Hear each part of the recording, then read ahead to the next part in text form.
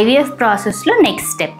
మనకి వచ్చిన ఈ 8 ఎంబ్రియోస్లో ఏమన్నా జన్యుపరంగా లోపాలు ఉన్నాయా అని చూడటానికి PGT అంటే ప్రీ ఇంప్లాంటేషన్ జెనెటిక్ టెస్టింగ్ అనేది చేస్తామన్నమాట. ఈ PGT ఎస్పెషల్లీ ఉమెన్ ఏజ్ 35 లేదా అంతకన్నా ఎక్కువ ఉన్నా, ప్రీవియస్గా మల్టిపుల్ మిస్క్యారేజెస్ లేదా IVF ఫెయిల్యూర్స్ ఉన్నా, లేదా కపుల్ యొక్క ఫ్యామిలీలో ఏమైనా జెనెటిక్ కండిషన్స్ ఉన్నా కంపల్సరీగా చేస్తాము. సో ఈ PGT టెస్టింగ్ అయ్యాక ఒక 2 ఎంబ్రియోస్ జెనెటికలీ అబ్నార్మల్ అని వచ్చాయనుకోండి.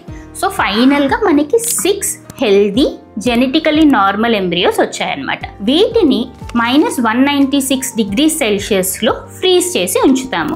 ఒక ఎంబ్రియోని ట్రాన్స్ఫర్ చేయాలా లేదా 2 ఎంబ్రియోస్ని ట్రాన్స్ఫర్ చేయాలా అన్నది కపుల్ యొక్క ఏజ్ అండ్ సక్సెస్ రేట్ని బట్టి డిసైడ్ చేస్తాం. ఇంకేముంది, ట్రాన్స్ఫర్ అయ్యాక ఆ నెక్స్ట్ 2 వీక్స్ గుడ్ న్యూస్ కోసం వెయిట్ చేయటమే. 2 వీక్స్ తర్వాత ప్రెగ్నెన్సీ టెస్ట్ అనేది చెక్ చేస్తాము. రిజల్ట్ పాజిటివ్ వచ్చిందా, కంగ్రాచులేషన్స్. ఒకవేళ మనం అనుకున్నట్టు రిజల్ట్ రాకపోతే నెక్స్ట్ సైకిల్స్లో ఇంకా ఫ్రీజ్ చేసి ఉన్న 4 or 5 ఎంబ్రియోస్ ఏవైతే ఉంటాయో వాటిని మనం ట్రాన్స్ఫర్ చేస్తాం అన్నమాట, till you get a positive pregnancy result. So ఇది IVF process. Hope this is clear. Thank you.